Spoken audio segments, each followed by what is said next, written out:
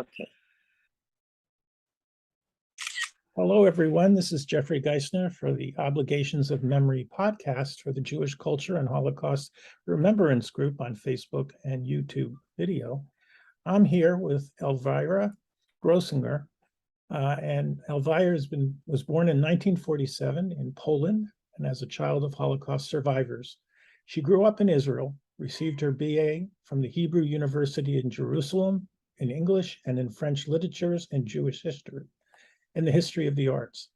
Since 1967, Elvira has been living in Germany, and she's translated Translators Diploma from the University of Heidelberg, studied with German literature and Jewish studies in Frankfurt on the Main, and she has her doctorate in General and Comparative Literature from the Freie, I hope I'm pronouncing that correctly, University in Berlin. All right. And she's also the author of 9 books, mainly on Jewish culture and literature, and over 200 scholarly articles and reviews. Elvira is married. Elvira is married to Professor Emeritus of Religious and Jewish Studies, Karl Groezinger. He's affiliated professor of the University of Haifa. They have one married daughter who's a dermatologist and 2 grandchildren. And so I'm very pleased to welcome you to the Obligations of Memory podcast, Elvira. And I'm going to just start right in by asking you to tell a little bit about your parents, what you know of your parents' pre-war days, their families, their customs, the religious aspects of their lives, and then we'll walk a little bit through their Holocaust experience, but we'll not spend that much time there. Go ahead. Okay. Yep. But I still see this, just a minute. It's something, do you see me? Yes, I do. Okay. Well, my mother was from Siedlce. This is 80 kilometers east of Warsaw. It was a big Jewish community of 37 until 39% of the population there. My grandfather, who came from a family of Kotzker Rebbe, but wasn't Hasid anymore. He was Polonized and modernized, had a printing house. It was called Artystyczna, the artistic printing house, and was printing books and all kinds of things. Hello? Go ahead. Yeah. And he is mentioned in the otherwise very un-Jewish Siedlce today, but there are 2 books about personalities in Siedlce, and they mentioned my grandfather there twice as one of the famous printers. His posters are in the National Library of Poland because they were so well printed and are interesting. My grandfather was a friend of the later Marshal of Poland, Józef Piłsudski. Maybe you know him, I don't know. Anyway, he was anti-Russian. At the beginning of the 20th century, Poland was still under Russian rule, and Austrian and so on, divided. And my grandfather printed illegal pamphlets against Russia, against the Tsar, for Piłsudski. Piłsudski was then a rebel, and it was very dangerous because who was caught went to Siberia. And so it was, of course, a dangerous task, and Piłsudski and my grandfather remained friends all the years. My mother was born in 1912, and she was educated at home. It was Jewish girl. This was not there was no school for Jewish girls at the time in that place. But my grandfather wanted her to attend a Polish high school, gymnasium.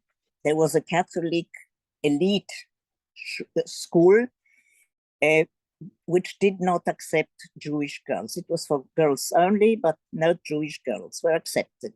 But my grandfather didn't give up and called the Marshal of Poland and told him the problem. And the Marshal intervened, and my mother was able to attend the high school for Polish, not Jewish girls. She finished this high school, graduated, and started studying dental medicine in Warsaw. This was not far away.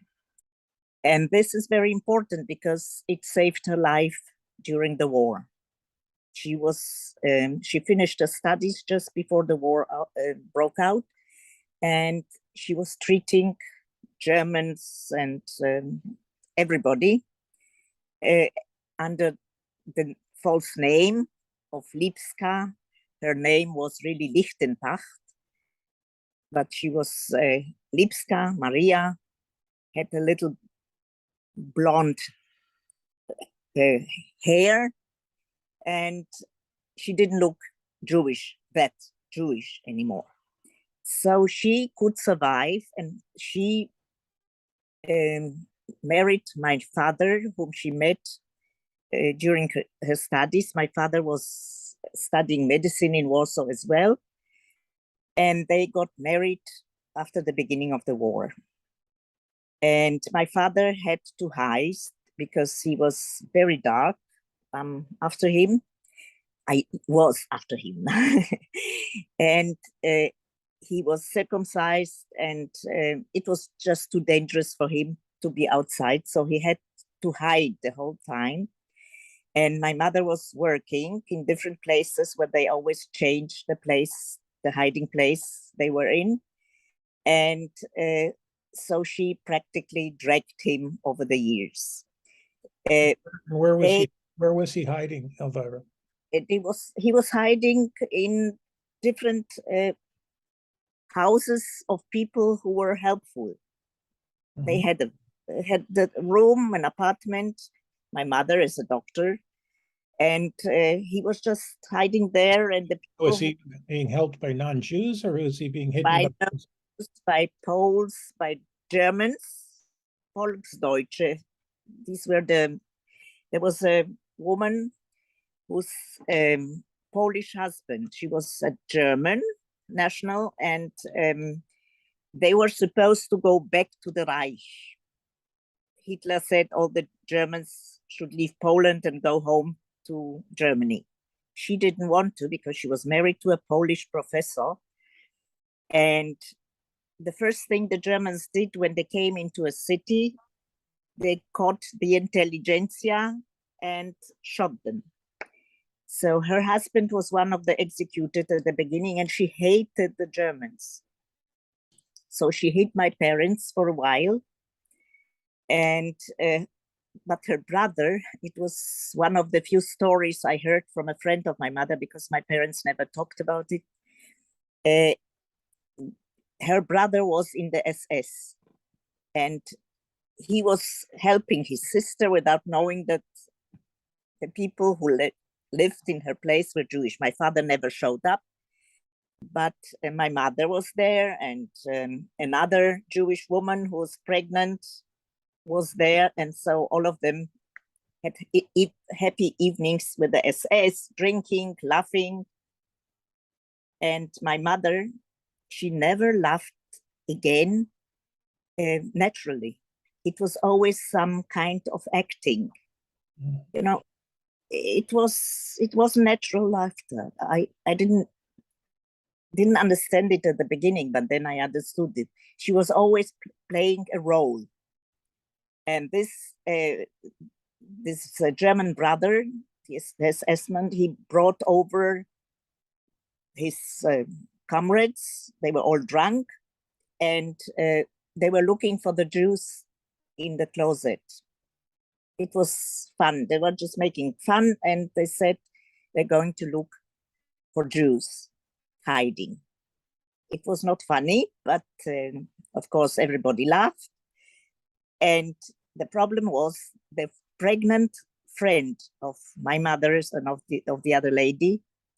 She wanted to hide. She had no nerves for these evenings, and she said, "I'm going to hide myself in the closet."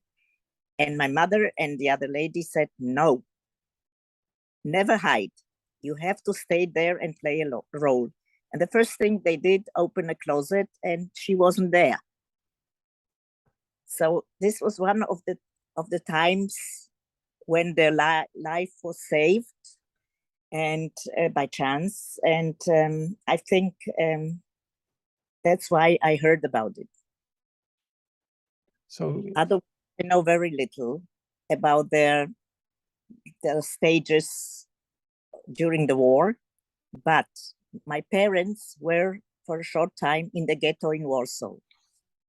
But at the beginning, you could go out to work. So my mother was working as a doctor outside, and she could provide false papers for my father and herself. And then slowly she bought others, and with these papers, they fled from the ghetto and hid outside. But the rest of the family, this was my grandmother, my father's mother, my father's brother, older brother who was a doctor, his young wife, they were freshly married, and a baby who was born, a boy, shortly before the outbreak of the war. And on the other side were my grandparents, my mother's parents, and her older brother who was a lawyer. And my parents they smuggled the false documents into the ghetto to get them out, but no one was there anymore. It was too late. And they don't know how they died, whether they were deported or no one knows. I don't even know the name of my cousin, the only cousin I had, the baby. I don't know what was his name. My parents never mentioned them again. Okay, so let's take it a little further. So how did the war is over in 1945? Right. Before 1944, the end, when the Russian Soviet army was moving to the west, they joined the Polish army, which was, so to speak, included into the Soviet army. And my parents were there in the medical corps. And they... For the Russians?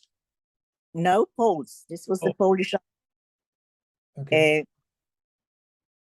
The Poles joined them because this was the only possibility to, to fight the Germans, because the Polish army, as it was at the beginning of the war, was decimated. There was nothing there.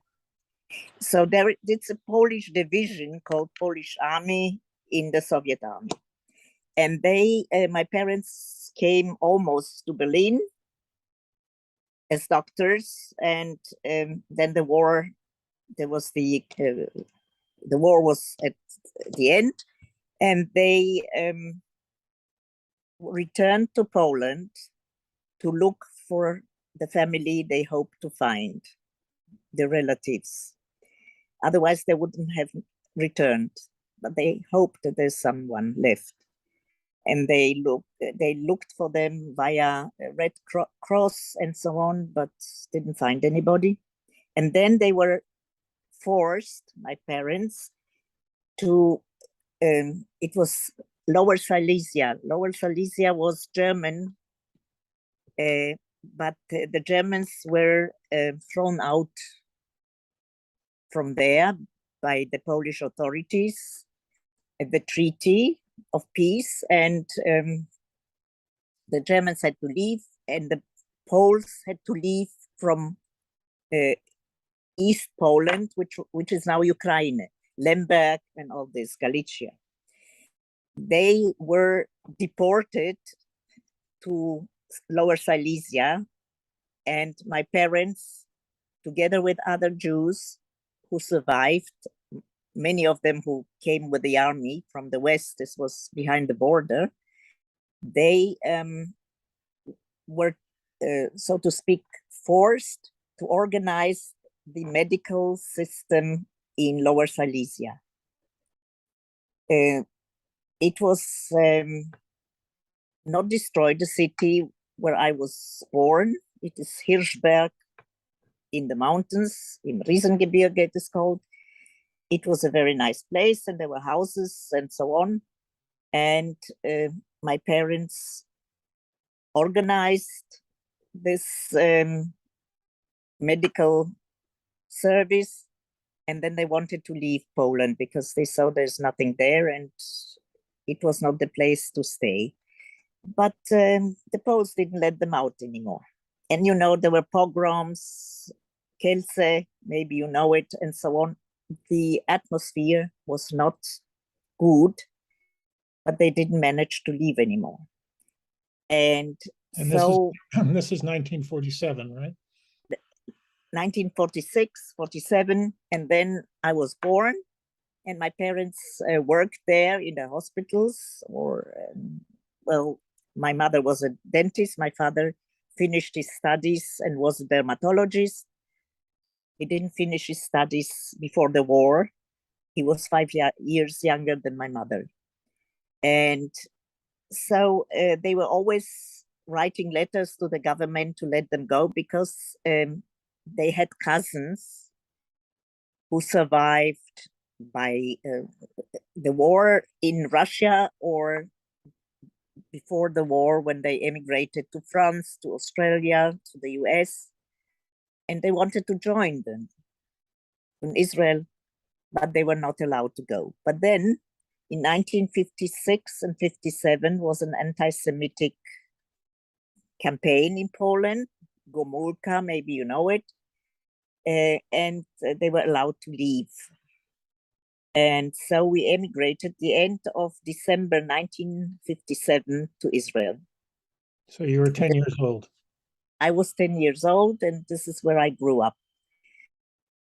And my parents found work after a while, both of them in Beersheba. Medical work. Desert. And I was, which I'm afraid it's not, you don't hear it by my language, but I don't use English anymore for many, many years. I write, but I don't. Tell. You can't tell, Elvira. You're doing great. And I was in an English boarding school in Jaffa. And I hated it there. It was a Christian Church of Scotland school. And I learned day and night and graduated from the high school 2 years ahead of time, just to get out. And I went to the university in Jerusalem. Before I went to the army. You had to go to the army in Israel when you're 18, but I was just 17, turned 17. And so I could start the studies. And then 3 years later, I had my BA, and I was supposed to go to the army. But I have met my husband in my last year at the university. He studied in Jerusalem, and we didn't want to part. And so I came to Germany because his scholarship ended there and he had to return. And that's why I'm here since November 9th, 1967, which is the day of the Kristallnacht, you know, Kristallnacht, and the Nazis destroyed the synagogues and Jewish shops and so on.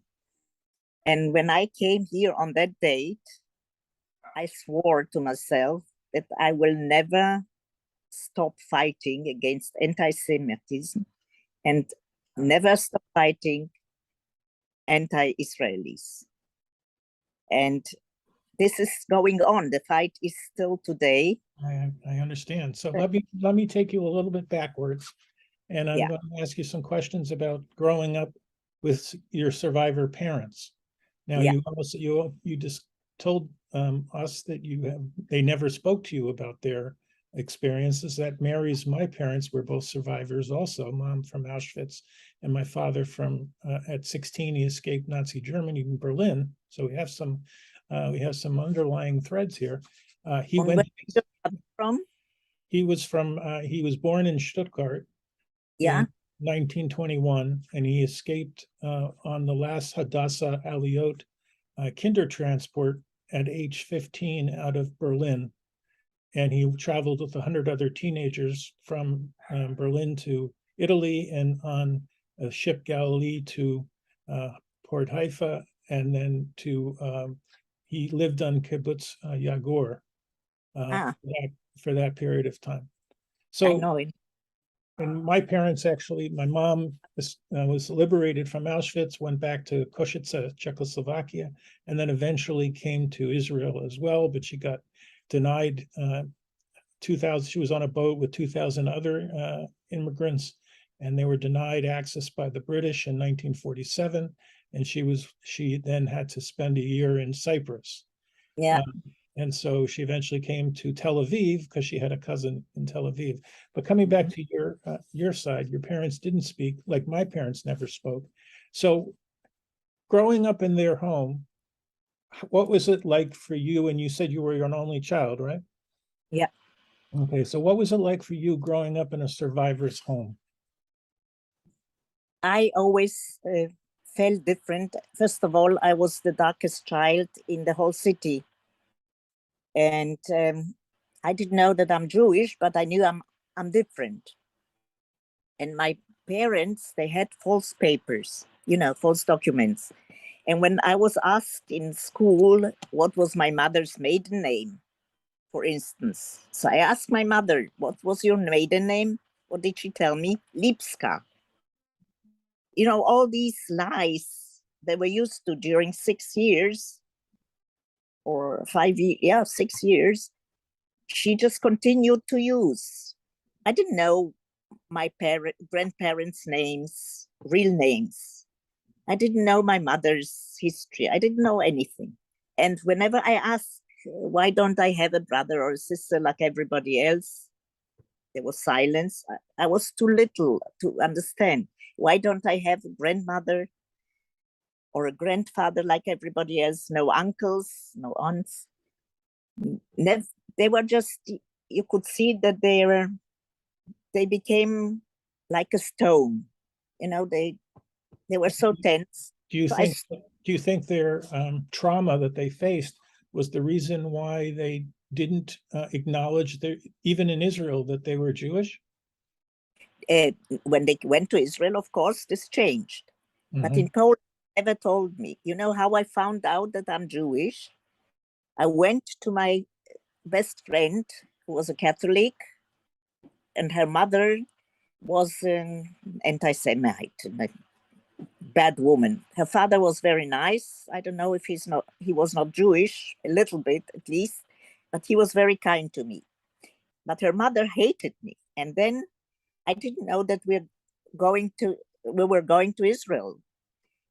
And this woman told me I got a winter jacket from my aunt from the United States in a parcel. And I was so proud of it. And I wore this jacket and I went to my friend, and her mother looks at it and says, there where you are going to, you won't need it. I said, where I'm going to? She said, you ask your parents. The whole city knew it because my parents were very well known. They were not communists, but they were personalities. And they didn't tell me. They prepared the immigration without telling me. I just didn't talk to my parents much. They were working, and then I talked to my dog. I had a dog. and the dog was sort of my brother, but he didn't tell me was sort of my brother, but he didn't tell me either that going to Israel. So, and I had to leave him in Poland. This was very sad for me.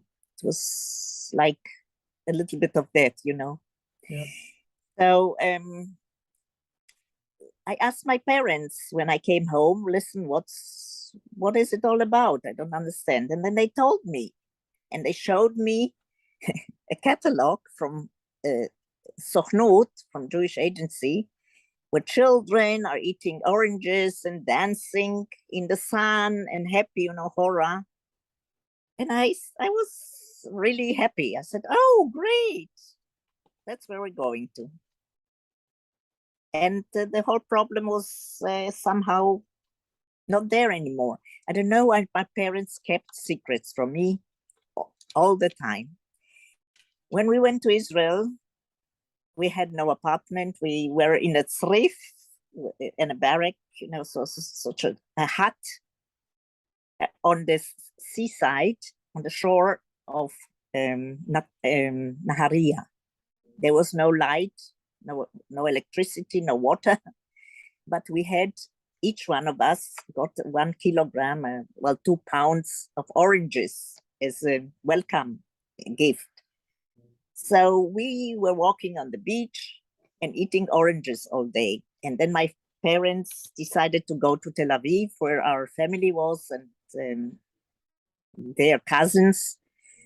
And so we moved from the tzrif to a hotel, which is still there, down at the Allenby. It's called Hotel Monopol. It's opposite the. So were you? So you're now 10 years old. You're now in Israel. Clearly, there's. It sounds like there's a bit of a distance between you and your parents. Is that right? Right. I always thought I was a gypsy child found on the street. Oh, wow. So, and were they, as they went to Tel Aviv, did they get back into their medical profession in Israel? Yeah, not in Tel Aviv, but in Beersheba. Okay. They worked. They came. Then there were over 50,000 Olim Chadashim with immigrants with academic professions. It was very difficult in 1957. It was just 9 years after the independence of Israel. The situation was difficult, and there was no work there where you wanted to, no work in Tel Aviv. So they went to Beersheba. And Beersheba was then a small place with eucalyptus trees and a tipat chalav, which you know maybe what it is. It is a meeting point for mothers, which was founded by the WIZO. Mm-hmm. So this was a new blocks which were built for the new comers, and there were many children of the immigrants, so I could play with them. And so then this brings up another question for me. So you are now in Beersheba, and you're among other Holocaust survivor children. Yeah. Were some of those parents must have been talking to those children about their experiences in the Holocaust? Did you hear from those children about potential? No, not a word, and not from the parents. We had neighbors from Holland, we had neighbors from Hungary, from Romania, from Poland. No, never. Our direct neighbors and friends, it was a married couple. He was also a medical doctor, and his wife was a Ukrainian who converted to Judaism at some point. Not in Poland, but I guess in Israel. And they had 2 sons and a daughter, and the sons were not circumcised. But he was also a survivor, but he survived in the Soviet Union, so he didn't have the traumatic things my parents went through. He was somewhere in Caucasus or whatever. So and his wife wasn't Jewish. So this wasn't a topic either. I don't know. No, So, we did you have any? So, for instance, my parents who never spoke, never had any outward expressions that I could see something was wrong. Did your parents have any traumas or headaches or nightmares or anything that would appear to you that there was something off with your parents and their experiences of the war? My mother was very sick when she came, when the war was over, and she had to go to places for cure, had liver problems and so on. So she was often missing at home. And I was brought up by a Polish nanny. So at that time, I knew that my parents were different from all other parents I knew, from my friends' parents and neighbors. They were all Polish Catholics, and they sent their children to the first communion. And they asked me, when will you be there? When will you get the communion? And I said, next year. And I asked my parents, what can we do? They said, next year. And the next year, this was the latest time, thank God we went to Israel. Yeah, I mean, I talked to my parents. My mother was drawing with me and they were helpful. And my father played the piano every day. He was a perfect pianist, never had learned to play, but he could by hearing. And I played with him and he liked it when we sat together at the piano and were playing four hands. And I had this was one of the topics we had in common. And so let me stop you there, Elvira. I want to let everyone know that we've just completed our first episode of the Obligations of Memory podcast network for the Jewish Culture and Holocaust Remembrance Group. I'm speaking with Dr. Elvira Groezinger from Berlin, and we're doing this through a great Zoom connection. We're going to come right back and continue our discussion with Doctor, and see you on the other side. What do you want to hear? Welcome back, everyone. I'm Jeffrey Geisner from the Obligations of Memory podcast network for the Jewish Culture and Holocaust Remembrance Group. I'm with Dr. Elvira Groezinger, who's a well-established educator and she's published over how many books? Not nine books, did you say? 6 books?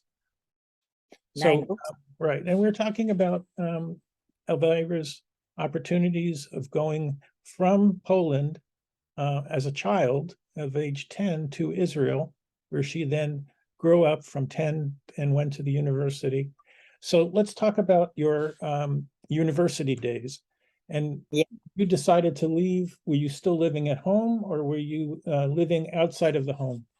No, my home was in Beersheba, and I studied in Jerusalem.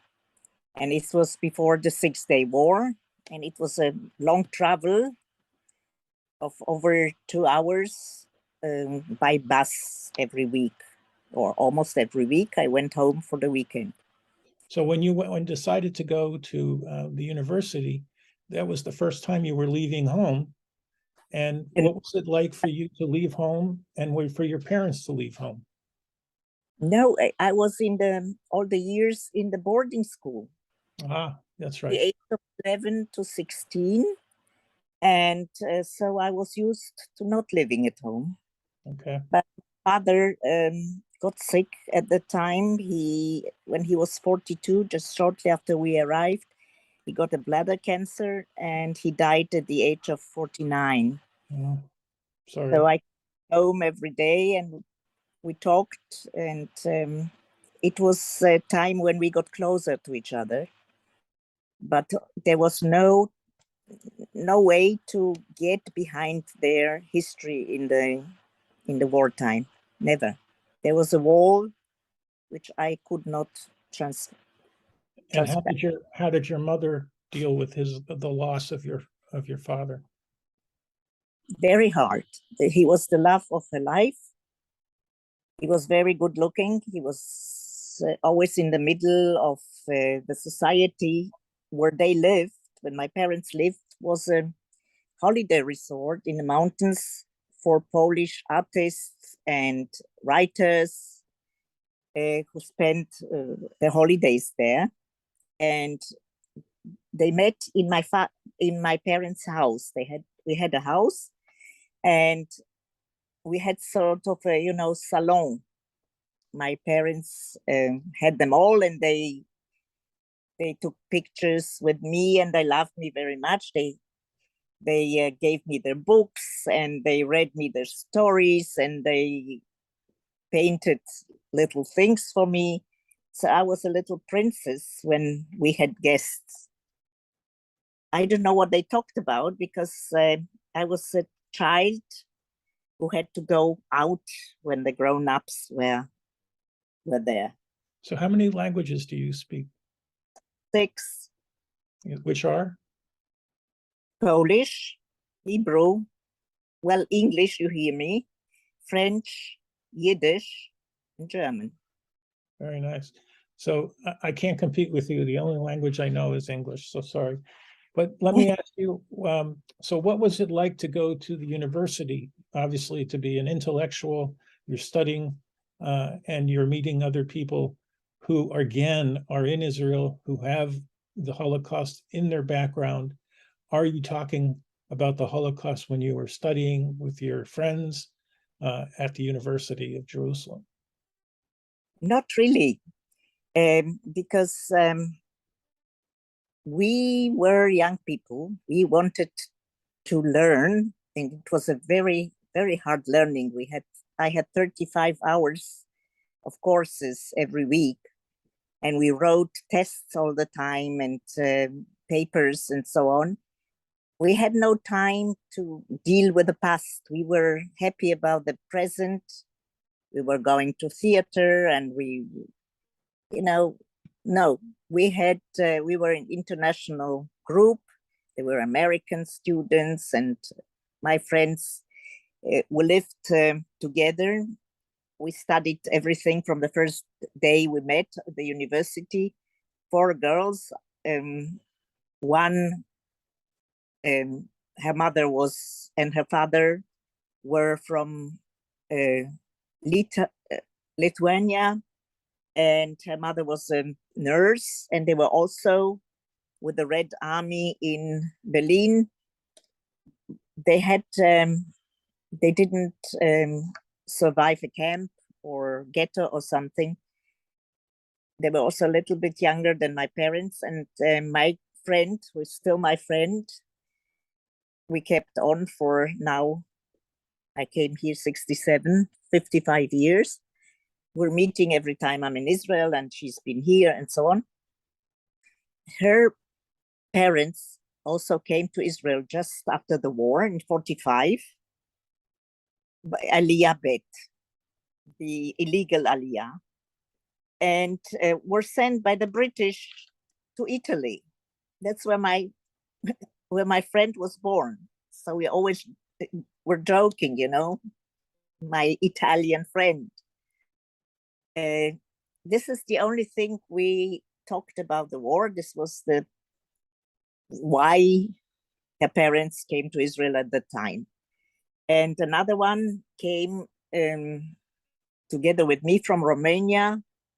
She was at Hadassim at the WIZO high school, and her father was also a doctor, and he also died young when she was with me in the same situation, and but we don't have a contact anymore. She became a teacher. My other friend, the Italian, became a social worker, and I became a literary scholar.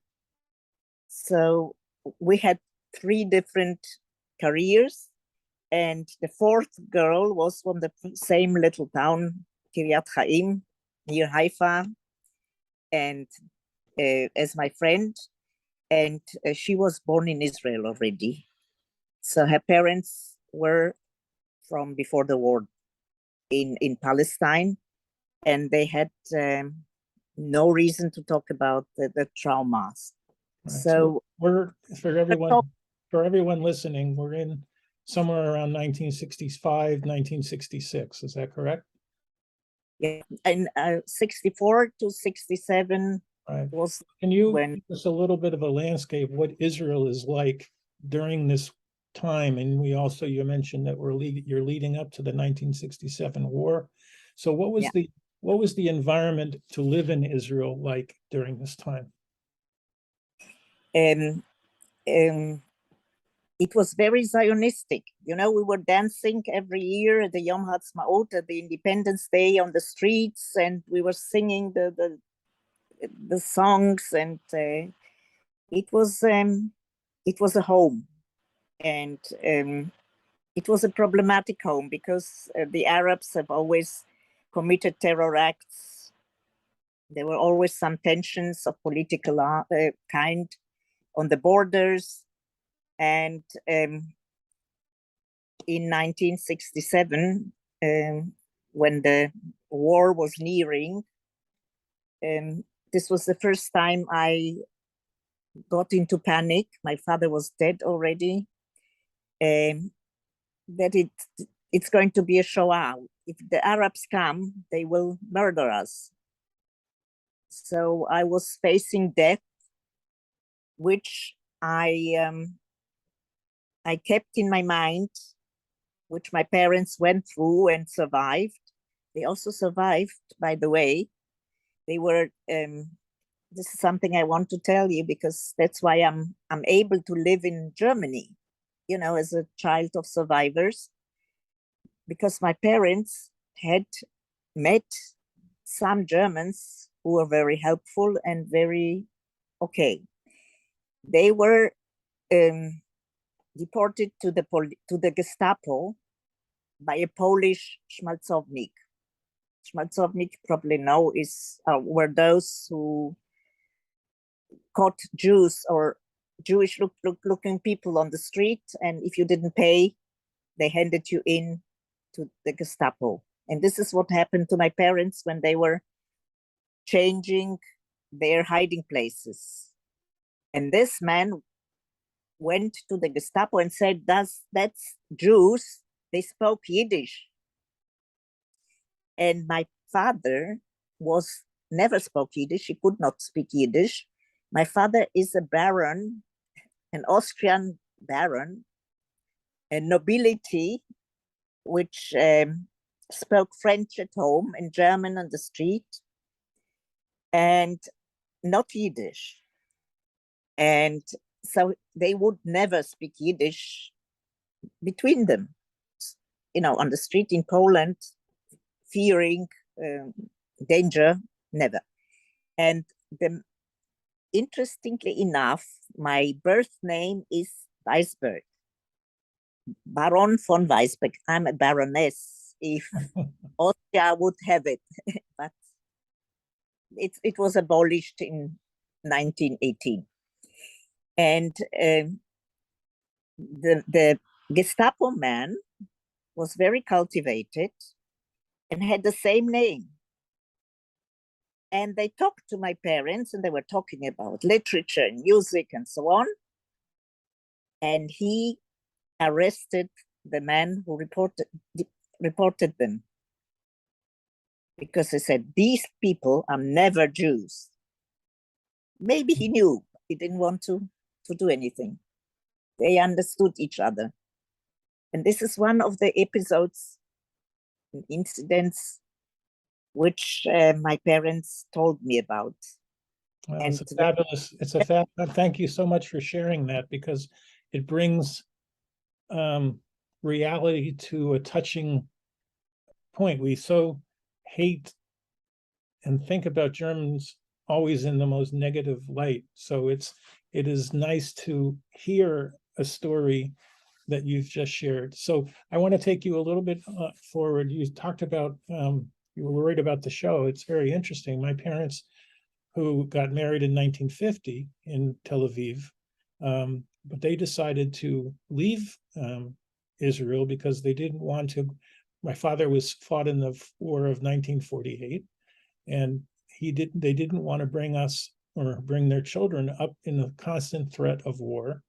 So they were sponsored to come to the United States, Allentown, Pennsylvania, which is where I was born. My sister, they came in 1954, pregnant with my sister. And even though my parents didn't speak about the war, but they did mention that the two reasons they came to the United States was that my mother was very successful. She had a beauty salon in Tel Aviv. My father was also successful. But they were concerned, like every year or I don't know what the frequency was, but their shekels were constantly devalued during that period. And so they were working and winding up not being able to have what they thought they had in the bank. And the other second reason, which was, I'm not sure which was the primary reason, was they're worried about bringing their children up in an atmosphere of war all the time. So they left Israel in 1954, and I was born in 1958. So I'm a little bit younger than you are, but younger. You're 11 years younger than I am. So you're basically now in the university. And tell me how you met your husband. Yeah, met my husband in the Mensa, in the dining Mensa. He had striking blue eyes. He was smoking a pipe. And I was in Germany visiting my parents' friends who were survivors of Auschwitz, and the daughter, who was my friend, the only Jewish girl I knew, the other one in my home city. And they were always friends. We were friends. And they immigrated a year before we did to Israel. And then when the reparations came, from the Germans, they left Israel and went to Germany and got a lot of money for surviving Auschwitz and so on. And their daughter and I were once on a streetcar, and I was so happy to be in a streetcar. I knew it from Poland. There was no streetcar in Israel. And this was my gift for my graduation. I was 16, and I was on that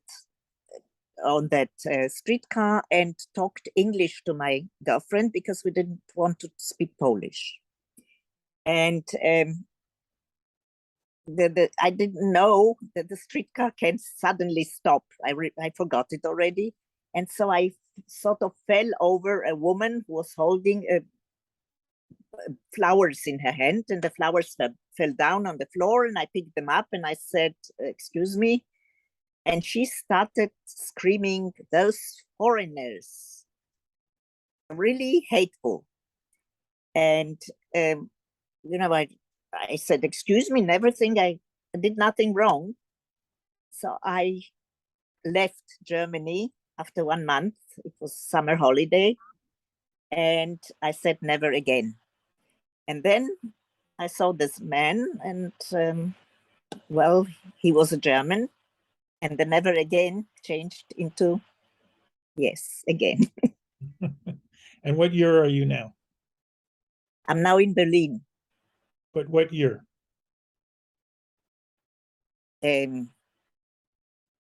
What do you mean? When did you meet him? Met him in 67, at the beginning of 67, his last year and my last year. But when he finished, he had to go home, and I would go to the army. So we would have to part for at least 2 years, which was. And when did you get married? I came on 9th of November to Germany with the permission for leave before I go to the army of 3 months in order to get married. I was supposed to return by January 9th if I would not get married. So we got married on the 2nd of January, and I skipped the army. Right. And you stayed, and then you never went back to Israel, or you went back to Israel? my mother was in Israel. We were going every year. Okay, and so talk to me about the first time you brought your husband to visit your mother. What was her as a survivor? She was meeting someone who was German. But I'm interested to know that dynamic. Yeah, my mother fell in love with my husband. He was such a nice boy and such a gentleman. And she cooked for him and she baked for him. And well, there was no problem. The only problem he had is that I would leave her alone, a widow, and go to Germany to marry. She was very unhappy about it. Mm. Not because it was Germany, but it was far away. And what was it like going? He's obviously, is he Jewish or not? I'm not sure. He's not Jewish. So when you visited his family, what was it like to visit his family? Yeah, I wasn't the first Jew in the family because his cousin married an American Jew who was in the army, his older cousin, much older. And this American Jew was an officer of the American army. It was in Stuttgart. My husband also comes from Stuttgart. And he fell in love with this. She was very pretty, the woman, and she went to the United States and married him. So there was already Jewish member of a family in the family. His parents were very nice, very direct, no problem. No one, I never felt anything. They were nice to me, and his father liked me very much. He always talked to me. He was very friendly, and his mother talked anyway to everybody. So there was no problem. And his sister was there, and he had two brothers in the United States, and they were also there were no problems. So I didn't feel strange in this family. Okay, well, that's terrific. So you are now married, you're living in Berlin, and what's interesting is he is a professor, and I want to kind of understand the dynamic. He's a Jewish studies professor. Yeah, because so tell me a little bit about how he became a Jewish professor. Yeah, well, it's he was studying theology, and he learned Hebrew, and this was a time when in 1966 when some young Germans went to Israel to, so to speak, because they felt guilty of what happened, and they wanted to learn to live there, how to live there among Jews, and to learn to know Jews and Jewish culture and so on. And he got a scholarship for 1 year, and he went to Jerusalem. And he found it extremely interesting. He traveled all over and studied archaeology with Igal Yadin, and great. And he was very gifted because he learned Hebrew very quickly, the spoken Hebrew, and he studied in Hebrew. It wasn't a school for foreign students. It was a regular curriculum he went through. So he came in the summer, and we met in March, at the beginning of March. And Israel became his home. He asked for the prolongation of his scholarship, but they didn't give it. They didn't want Germans to stay too long in Israel because some of them, not only he, brought Jewish women back with them. And I think the universities here didn't like it, to see that their students are going astray. especially as he didn't like the theology, but he studied it for some years and he wanted to finish it. So the church didn't want a minister, which they thought he would become, to live in intermarriage. They wanted them to marry Protestant women. But he wasn't obedient. And when he made his diploma, he started to study Semitic languages and more Jewish studies, which were then newly established in Germany. And he made a career in this. So, and he has this enormous output, this enormous amount of books and articles, and so you're both Jewish scholars. You get married. What's your dinner conversation like? A conversation. You're in the street. Yeah. No, we were not talking about the Shoah. We were talking about modern Germany, which was for me, as you heard, not the most pleasant place, because I was afraid of unsympathetic people with whom I would have to deal with. And but then he was in Israel in the 6-day war as well. And he was digging the trenches and was with the Haga. This is the security thing in Haifa, where he had some friends.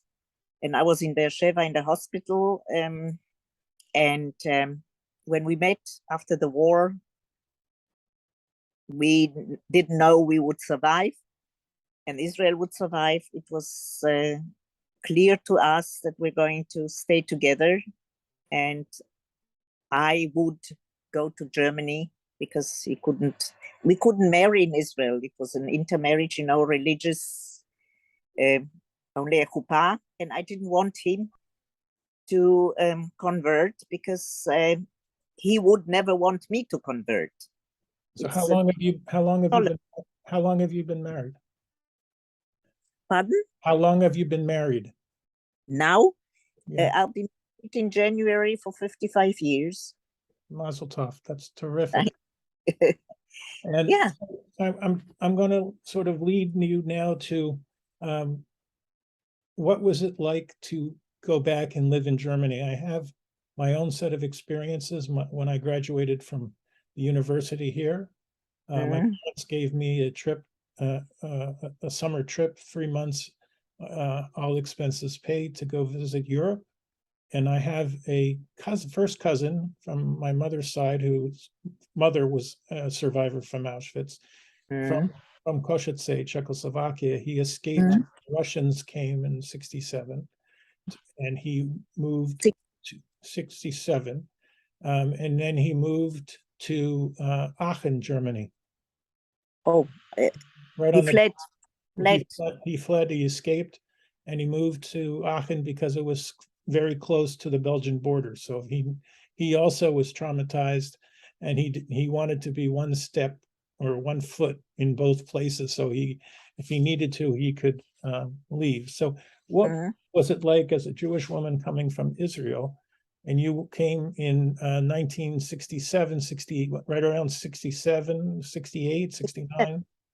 Okay, so what was it like at that time in Germany for a Jewish woman who is also intellectual Jewish woman, who's a scholar, bringing her education into Germany, which I have some parallels from my cousin, but I'm interested to hear from you what it was like bringing your Jewishness into the scholarly university, and especially the high German universities of Frankfurt and so on. Heidelberg, first thing in Heidelberg. You know what I did there? I learned German, first of all. And it was an international institute for translators. And we were an international group of students, and we all learned very intensively German. And I'm not, well, I learned it very quickly. And then I started studying German literature. And I was an exotic person at the time. There weren't so many Israelis who came over. And I was popular. I had a friend from Egypt, a Coptic woman, who was very interested in Israel, and we liked each other, and I was interested in Egypt, and she, we were friends because she suffered from the Muslim hatred as a Christian in Egypt. And this was shortly after the 6-Day War. But she didn't blame Israel for it. So it was interesting. I met so many people who were interested in Israel. But on the other hand, it was the 1968 student revolt. The leftists set sit-ins and teach-ins and so on. We had all these groups. And the Palestinians started their activity very aggressively against Israel. And they were aided by a Jewish student who was also extremely leftist then, who was their translator, so to speak, their German tongue of the Palestinian people, the liberation of Palestine, of this organization. And they were very aggressive against Israel. In Germany, you're speaking. In Germany. Mm-hmm. And we didn't have an Israeli embassy here yet in Germany, only a consulate general. And I asked them for information material, just to distribute it or who is the them? I'm sorry to interrupt. The diplomats. Okay. Israeli diplomats should help me to counteract this propaganda by the Arabs. And they were sleeping. As you know, maybe Hasbara in Israel has been very slow and very, I don't know, they weren't working properly. And I am a Zionist activist. And so I was collecting material all the time, and we had no internet at that time. So I was collecting brochures and contacts with people, and I was fighting the Palestinian revolt in Heidelberg by our activities. And also my first action in Germany was together with my then not yet husband, but my fiancé. There were elections in the area, in the federal land of Baden-Württemberg, where Heidelberg is. And they were everywhere were posters of the neo-Nazi party. And what did we do? It's not allowed, it's illegal. We tore down the posters. And we were caught by the police, and we were brought over to the police station. And I hardly spoke. This was maybe 3 weeks after I came. And my husband had to translate. And I spoke in English why I can't stand Nazi propaganda. These were the colors, like the swastika flag, but with other logo.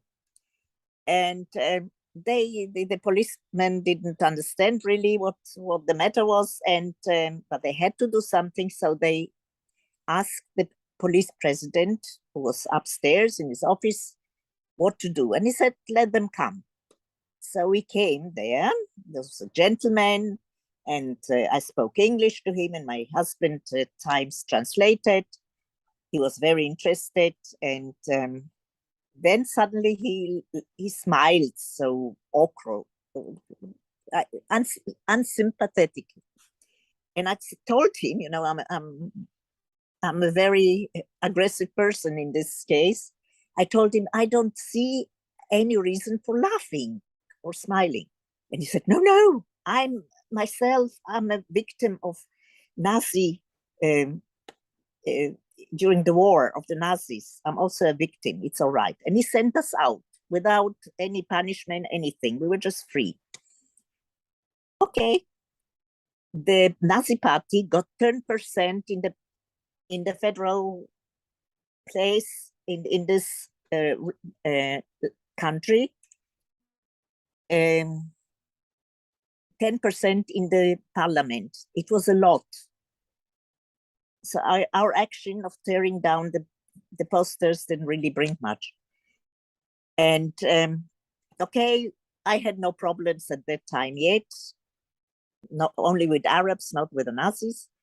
And when we went 4 years later to Frankfurt, when my husband started his career, the tenure track, we read in the newspaper that the police president of Heidelberg was thrown out, was expelled from his office because he lied about his activity in the Third Reich. Well, this is a really great place to take a pause. We've just completed our second episode of a terrific series of episodes with Dr. Elvira Groezinger from Berlin, talking about her life, her parents' life. This is the Obligations of Memory podcast. I'm Jeffrey Geisner from the Jewish Culture and Holocaust Remembrance Group, and we're going to continue our discussion in a few minutes. We'll be back to pick it up. Hold on. Looking forward to seeing you again. Hi, this is Jeffrey Geisner for the Obligations of Memory podcast on the Jewish Culture and Holocaust Remembrance Group on Facebook and YouTube video. I'm with Dr. Elvira Groezinger, and we're having a series of episodic discussions about her life. We're now really discussing her time in Berlin when she started to make a career, and her husband is also making a career. They've just moved to the Heidelberg area, and she just told an incredible story about what the state of life was in Germany at that time. We're talking about 1967 to 1970. Is that correct, Elvira? 71, yes. Yes, For Heidelberg. So you're now making a career in Heidelberg at the university, both of you. You're both scholars in Jewish studies. So I would ask you, what was it like at the leadership level of the University of Heidelberg, and the tenor of anti-Semitism? Did you experience any at the university? At the university, no. Even in the German literature studies, in the courses, and no, on the contrary, it was a time when they discovered Jewish writers. I don't know if you know Paul Celan. He's a poet from Czernowitz, and he was a survivor of the Shoah, and he wrote in German because Czernowitz was Austrian Empire before the war. His parents were murdered, and he wrote some of the first poems on Shoah. And they were in the curriculum, and they were, the students knew them. And so it was very interesting for me to see the reaction of the Germans. At that time, they were still reading books and learning poetry. It was a cultivated atmosphere. We had good professors, and one of them was teaching about German culture, had a lecture for foreign students. And I went there. He wrote a book, a very interesting book on German culture from, I don't know, from the Middle Ages until 20th century. And he was singing the Schumann songs to the texts of Heinrich Heine, you know, and was great. And I wrote my diploma paper, my dissertation on Heinrich Heine, the rabbi from Bacharach, which is an absolutely Jewish topic, one of the few of by Heine.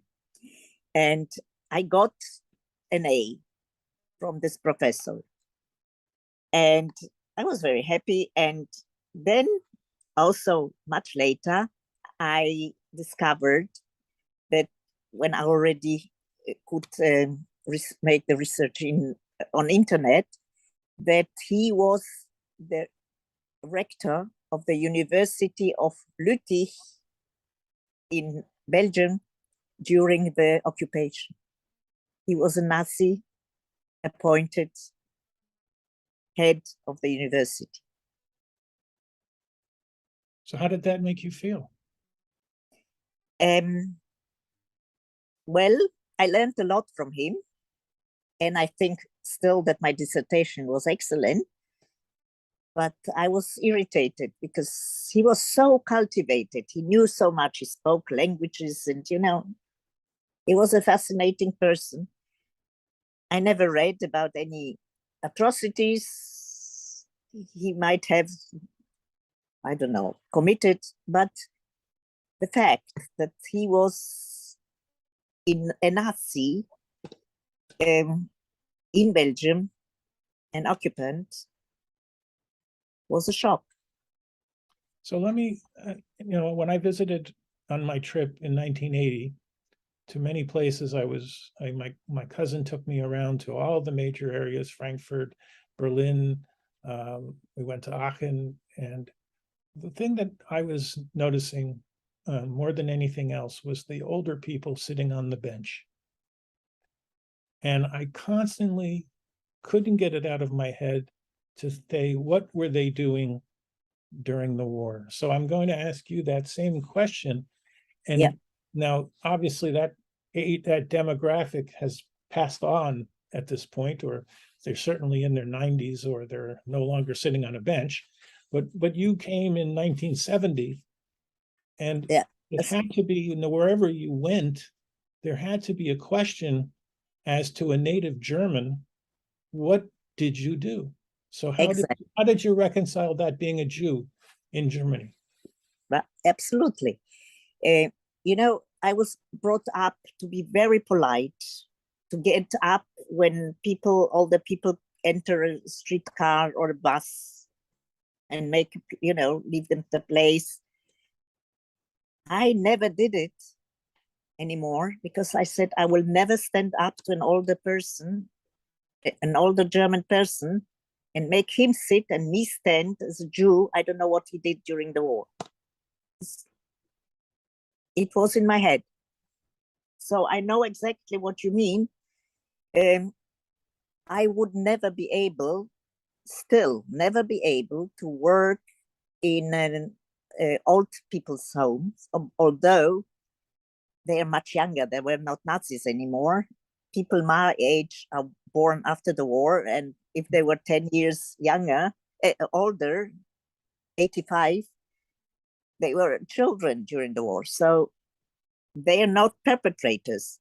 But I worked as a volunteer I was very engaged in Jewish community, in the social and cultural sectors, and I was a visitor of old people there who had no family. So I was sort of regular visitor, came every week, brought them flowers and went shopping for them and talked to them. And it was a Jewish nursing home, never a German. And so the question I have for you, my son, who's 32, he travels around the world. He's a partner at a firm called Boston Consulting Group. He loves going to Berlin. He says when he ever goes to Europe, he has to go to Berlin. He loves the city. So what is he seeing? I haven't gone back to Berlin since 1980. I still have much difficulty, as I just mentioned to you, even though time has gone on. But what is exciting about Berlin? Why are you loving Berlin? And why did you make it your home? Well, I didn't make it my home. My husband got a chair here, so we moved. We were in Sweden before, he had chairs elsewhere, but Berlin is, it became the capital of Germany shortly after we moved. And it is a city like Tel Aviv, you know, lots of gays and lesbians, and it's young people from all over the world come, and there are 20,000 Israelis who left Israel and live in Berlin and think it's much better. First of all, it used to be cheaper. It's not cheap anymore. It was cheaper than Israel. You know, Israel has very high costs of living, but they feel like in Tel Aviv. You have lots of dogs. You're free. You only don't have the sea. That's all. No shore. But otherwise, you have the discos and the clubs. I have a grandson who is now 18. He knows all the clubs in the city and he thinks the city is absolutely cool. For young people, I'm too old. I never been to the clubs. I don't know what he's talking about, but I suppose there must be something about the atmosphere. All the people, you know, even my cousin, I have a cousin who's second cousin in the United States. He was a doctor, transplantation surgeon, and he has 2 children, and his children were never in Germany. And one day, his wife, who is daughter of Romanian Jews, forced him to make a stop in Frankfurt on the Main when they were on the way to somewhere, I don't know. Frankfurt on the Main has the biggest airport in Germany. And so they stayed in the hotel. And he refused to set his foot on German soil.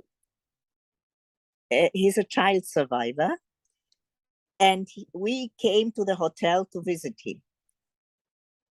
And later, the children of other cousins, they all came to Berlin, and his son is a gay and wanted to come to Berlin as well. And we had a mayor who was a gay man.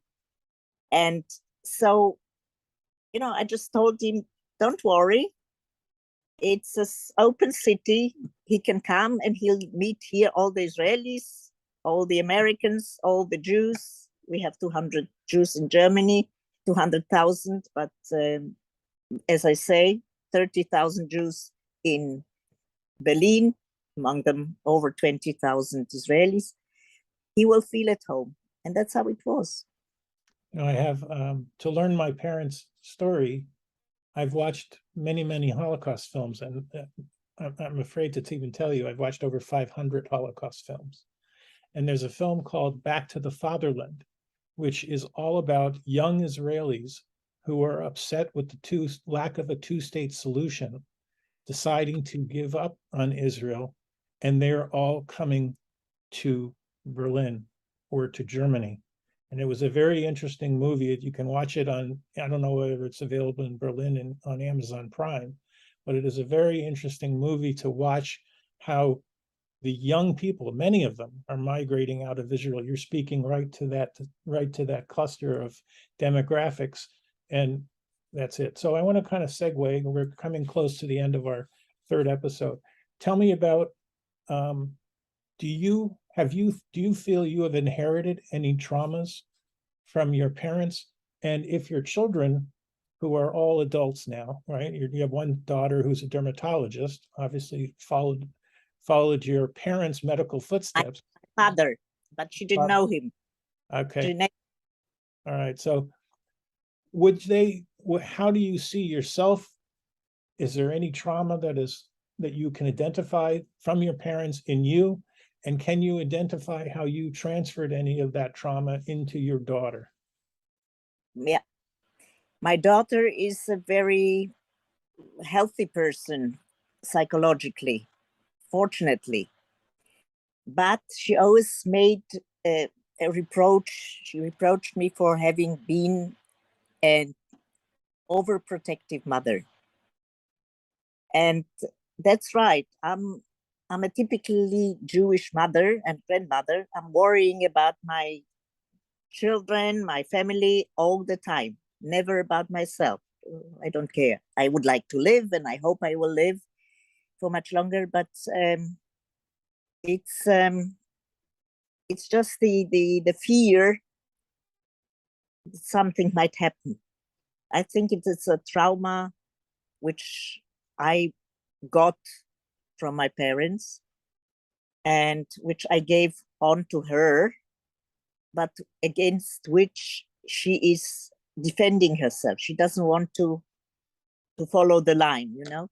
Mhm. But she read, as a child, she read enormous amount of children's Holocaust literature. Every book that there was on the market, and there were many, So she read. what caused her, since your parents didn't speak, and I assume, tell me about, did you speak to your child about the Holocaust, and at what age did you felt appropriate to do that? Well, when she came to school, she was also in a group. When she was in high school, she was the youngest. She was 13 then, in a local history school group from different grades, and they made local history of the place where we lived near Frankfurt. There's a Jewish cemetery where my mother is buried, and the school in which she was is taking care of it. They digitalized the graves and they made research. There were nameless graves of deported Jews or who committed suicide in order not to be deported. It's not a destroyed cemetery, and the children, like young pupils, students, were taking care of it. And What age? from 13 to 18. Mm-hmm. 18. And one day, this was on May 8th, when I remember there was a trip to France, to Stutthof. It's a concentration camp in Alsatia, near Strasbourg. And the class, the group, this was a group of students from different ages. Me and another mother accompanied the group of maybe 20 students who were in this course, an advanced history course, Jewish history and Holocaust history. And we went to France, to the camp.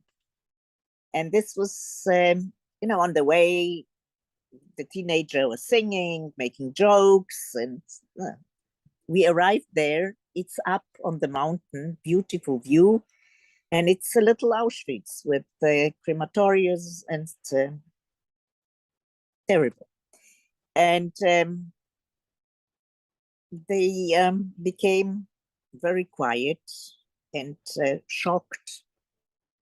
And one of the students asked the teacher, who could do such a thing? Who did this?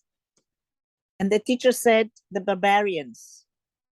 And I said, no, it was grandfather and grandmother. And the teacher said, well, yes, you're right. And on the way back, it was absolutely still on the bus, 4 hours drive. And the other mother, her son was 17 at that time, told me he cried the whole night through. And German pupils and students, many of them used to go to Auschwitz as a part of school curriculum.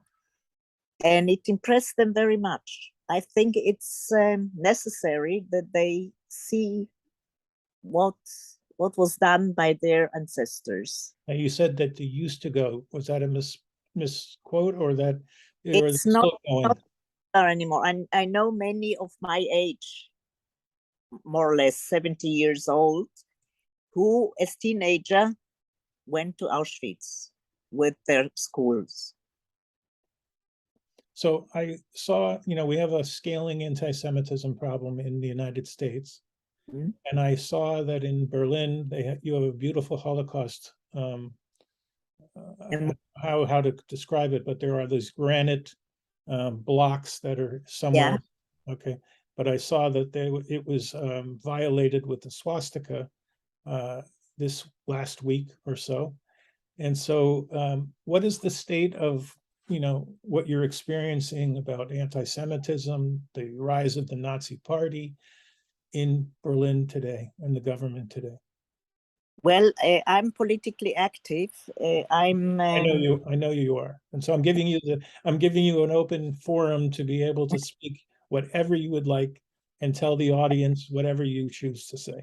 Well, I was the personal assistant to the then president of Jews in Germany, Ignaz Bubis, a legendary figure. He was a survivor as well. And he was very authentic. He was a personality. Everybody adored him or hated him. And at that time, the issue of the monument was raised. The monument. What is the name of the monument, so the listeners know? Denkmal für die ermordeten Juden Europas. And the lady who initiated it, I'm friendly with this, she's a friend of mine. It was, it is the most expensive piece of land in Berlin. It's right in the middle, very near to the Brandenburger Tor, the Brandenburger Gate, and to the government place, to the Reichstag, to our parliament. So it is practically a visiting card for entry to Berlin. Whoever, as an official guest, is coming to Berlin has to see it. And this was the debate then. Why should it be erected? It's not, it's a very problematic place because the architect wanted it to be an open place, excuse me, and where young people can play and sit on it and eat and drink. While others said, if it's a monument of tragedy, it should be respected. So there was a big controversy whether it should come or not. And at the end, Bubis, the president of of Jews, excuse me, said, I want this place to have this place because people who don't have a grave have it, are symbolically there, and every German and every guest has to go by and see it. So I think it's important to have it. I don't feel anything there, but it's for other people. It's not for the Jews, I would say. Sorry. It's okay, I know. So my COVID, my lungs don't make it. We have a problem with raising anti-Semitism. We have 6 million Muslims here who are not all Jew-friendly, to say the least. We have the right party, and we have the very leftists who are BDS supporters. And I am on the International Board of Scholars of Peace in the Middle East. It's an international organization with 50,000 members who are pro-Israel and for academic integrity, and we try to make people who are educating others understand and transport the knowledge about the Middle East conflict and about the history of Israel and of Palestine and so on. And I always say, don't say Palestinians, I say always Palestinian Arabs, because they're also Palestinian Jews. So for me, it is a matter of life and death to be able to live here in security and not be attacked on the street because, well, unfortunately, I don't wear my Magen David anymore. I used to, but it's too dangerous. I don't want to be attacked for it. People who wear kippah were beaten up. If you speak Hebrew on the street, you can be beaten up by Palestinians, not by the Nazis. The Nazis are different. And at some point, when my daughter was still in school 30 years ago, we were on a death list of neo-Nazis as Jews. And they tried to burn down our house. It didn't happen, but they placed a burning device in front of our wooden door, and they were riding bicycles in front of our house, screaming, Jews raus, Juden raus, Jews get out. And this stopped. There was a group of neo-Nazis in the neighboring city, and some of them had connections to my daughter's high school. So they knew she is Jewish, and they detected where we lived, and I was connected with the General Council of Jews in Germany, so we had a problem of this kind. But my husband, after some of these people were identified, and there was among them one co-pupil from my daughter's school, my husband called the father and told him, listen, your son is doing this, do you know it? No, he was shocked. And it was a family of a leader of a neo-Nazi group, well known in Germany. And it seems that there was some familiar conflict, and it stopped. But, being threatened by death, I was very worried about my daughter, not about myself. I can defend myself. I've survived the Arabs. I could survive the Nazis too, I always said. But my daughter, she was on her way to school all alone. And then there were such types there. But thank God, nothing happened. So is your daughter living in Germany as well? She's living in Berlin, has her own practice, yes. And she's very well known dermatologist. And did she marry a Jewish man? Yeah. He is son of... Second gen? Yeah. His father was a survivor of Transnistria camps in Romania, you know. Mm-hmm.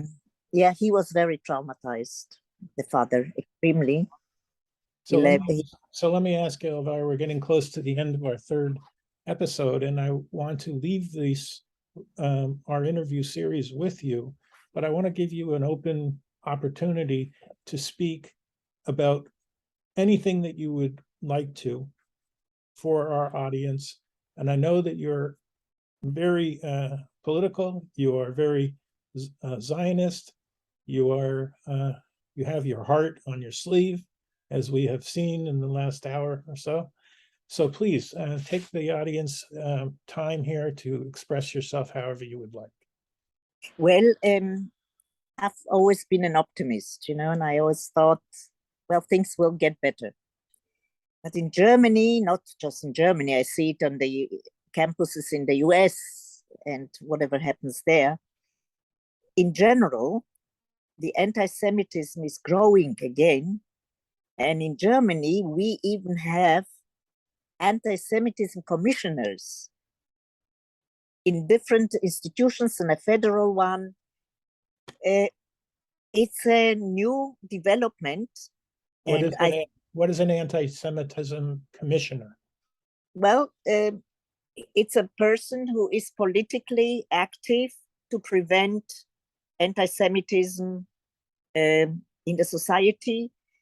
He, the federal one, he made up a whole amount of places where people can report anti-Semitic incidents, for instance, and they're going to be they're noted, and then there's a police investigation in most cases. Because if you're just an individual, not known and not very important, and attacked anti-Semitically, the police didn't really care about it. But now they have to, because it is it's a political institution.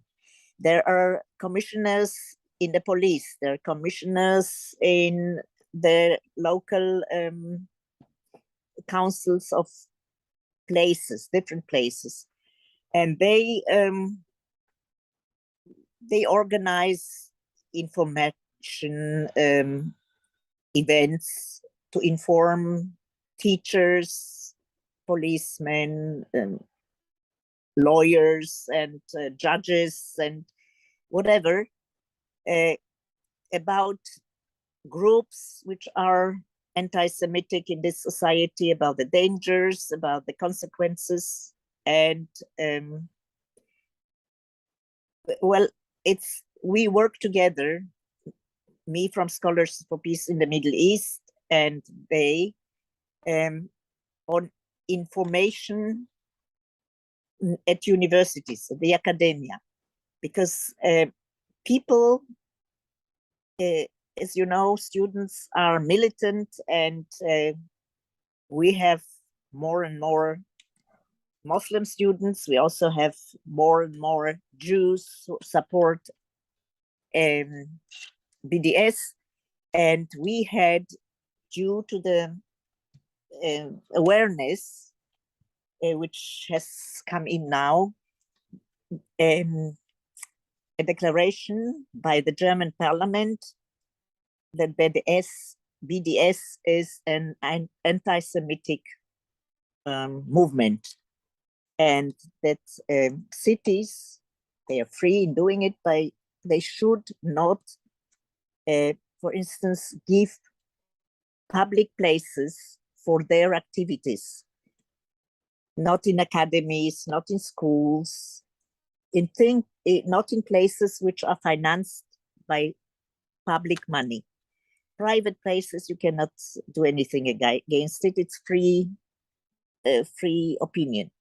But if these places are financed by the state, there should be no BDS activities, because they are, according to the IRA definition of anti-Semitism, anti-Semitic. And in Germany, officially, there is no place for anti-Semitism anywhere. But it doesn't always work like that, and not every city obeys. And so the situation here is very unpleasant, because we have more and more academics who do what they want, and they attack Israel, criticize Israel, invite Israel enemies for talks, for conferences. So I'm pessimistic in the meantime. Maybe it's my age, but I lost my optimism that things are going to be better. And this is an alarm sign for me that a country needs anti-Semitism commissioners to fight anti-Semitism in the society. It's incredible for me. Well, I want to leave it on that note, and I want to let everyone know that you've been listening to Dr. Elvira Groezinger, who's a Jewish scholar living in Berlin, also lived in Israel for a period of time. You're listening to Jeffrey Geisner from the Obligation of Memory Podcast Network for the Jewish Culture and Holocaust Remembrance Group. I want to again thank you so much, Elvira, for spending the time with us and giving us your perspective, your history, your family's history, your parents' history. And I think it's terrific what you're doing as far as being a champion for anti-Semitism in Germany. Thank you very much. Thank you. It was a pleasure. Thanks a lot for your work.